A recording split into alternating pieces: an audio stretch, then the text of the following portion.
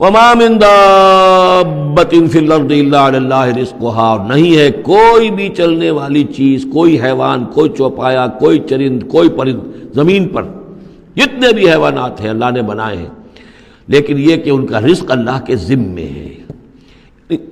یعنی اللہ تعالیٰ نے جو نظام بنایا اس دنیا کا، اس میں ہر شے کے لیے اس کا رزق فراہم کیا ہے۔ جو جاندار بنایا اس کے لیے جو غذا ہے، جو ضروری چیزیں، وہ پہلے سے فراہم کر دی ہے۔ بچے کی پیدائش بعد میں ہوتی ہے اور ماں کی چھاتیوں میں دودھ پہلے پیدا ہو جاتا ہے، تو اللہ تعالیٰ کی طرف سے یہ نظام جو ہے ایسا ہے۔ یہ دوسری بات ہے کہ لوگوں نے تقسیم دولت کا نظام غلط کر دیا، تو کچھ لوگ بھوکے رہ گئے، کچھ ننگے ہو گئے، کچھ نے دولت سمیٹ کر جو ہے اپنے کھتے بھر لیے، انبار لگا لیے۔ یہ انسانوں کا معاملہ ہے، یہ انہوں نے غلط کام کیا ہے، ورنہ اللہ تعالیٰ نے تو تمام جو بھی جتنی بھی مخلوقات ہیں ان کے لیے کافی اور وافی رزق جو ہے وہ پیدا کیا ہے۔ وما من دابۃ فی الارض الا علی اللہ رزقها ویعلم مستقرها ومستودعها، اور وہ جانتا ہے اس کے مستقل قیام کی جگہ کو بھی، اور جہاں وہ عارضی طور پر سونپا جاتا ہے۔ یہ مستقر اور مستودع پر گفتگو ہو چکی ہے تفصیل کے ساتھ، 3 اقوال اس کے بارے میں بیان کر چکا ہوں سورہ انعام کے ضمن میں۔ کل فی کتاب مبین، اور یہ سب کچھ ایک کھلی روشن کتاب کے اندر موجود ہے، وہی کتاب جو علم الہی کی کتاب ہے۔ وَهُوَ الَّذِي خَلَقَ السَّمَاوَاتِ وَالْأَرْضَ فِي سِتَّةِ أَيَّامٍ، اور وہی ہے کہ جس نے پیدا کیا آسمانوں اور زمین کو 6 دنوں میں۔ وَكَانَ عَرْشُهُ عَلَى الْمَاءِ، اور اس کا تخت تھا پانی پر۔ لِيَبْلُوَكُمْ أَيُّكُمْ أَحْسَنُ عَمَلًا، تاکہ تمہیں آزمائے کہ کون ہے تم میں سے اچھے عمل کرنے والا۔ یعنی یہ تخلیق جو ہے اور انسانی زندگی کا جو یہ حصہ جو اس دنیا میں گزرتا ہے، اس کا جو اصل مقصد ہے وہ ہے امتحان۔ قلزم ہستی سے تو ابھرا ہے مانند حباب، اس زیاں خانے میں تیرا امتحان ہے زندگی۔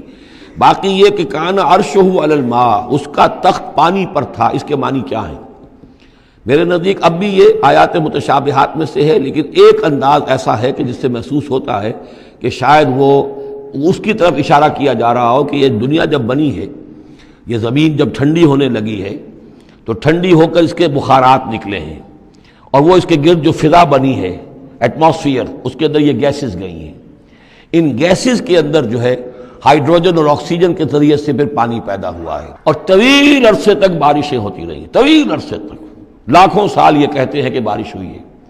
اور چونکہ جب زمین سکڑی ہے تو کہیں سے وہ اونچی ہو گئی، کہیں سے نیچی ہو گئی، سکڑتی ہے کوئی شے تو اس کے اندر نشیب و فراز پیدا ہو جاتے ہیں۔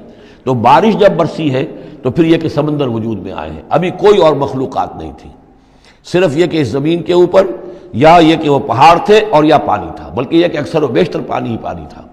پھر یہ کہ پانی اور جہاں پر مٹی پیدا ہوئی اور دلدلی علاقے بنے، اور دلدلی علاقوں کے اندر پھر وہ کچھ حیات جو ہے اس کی شکلیں پیدا ہوئی، چاہے وہ نباتاتی حیات تھی اور چاہے وہ حیواناتی حیات تھی۔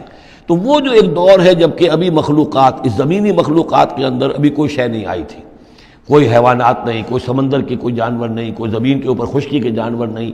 تو اس وقت جو ہے گویا کہ اللہ تعالیٰ کا جو تخت حکومت ہے اس زمین کی حد تک وہ پانی کے اوپر تھا۔ واللہ اعلم۔ وَلَئِن قُلْتَ، اور اگر آپ کہیں گے اِنَّكُمْ مَبْعُوثُونَ کہ تمہیں اٹھا لیا جائے گا من بعد الموت، موت کے بعد، لَيَقُولَنَّ تو کہیں گے وہ لوگ الذین کفروا جنہوں نے کفر کیا، ان ھذا الا سحر مبین، نہیں یہ تو کھلا جادو ہے۔ وَإِنْ أَخَّرْنَا عَنْهُمُ الْعَذَابَ إِلَىٰ أُمَّةٍ مَّعْدُودَةٍ، اور اگر ہم مؤخر کیے رکھیں ان سے اپنے عذاب کو ایک خاص مدت تک کے لیے، معین مدت تک کے لیے، لَيَقُولُنَّ مَا يَحْبِسُهُ، تو وہ کہتے ہیں کس چیز نے روک رکھا ہے؟ وہ جہاز کہاں نظر انداز ہو گیا، آتا کیوں نہیں؟ محمد بہت سال ہو گئے تمہیں کہتے ہوئے جہاز آئے گا اور وہ عذاب آئے گا، وہ کہاں ہے؟ ما یحبسو، کس سے نے اس کو روکا ہے؟ الا یوم یاتیہم لیس مصروفا عنہم، آگاہ ہو جاؤ جس دن وہ ان پر آئے گا پھر وہ ان کی طرف سے پھیرا نہیں جا سکے گا۔ وحاق بہم ما کانوا بہ یستہزئون، اور ان کو گھیرے میں لے لیں گی وہ تمام چیزیں جن کا یہ استہزاء اور تمسخر کیا کرتے تھے۔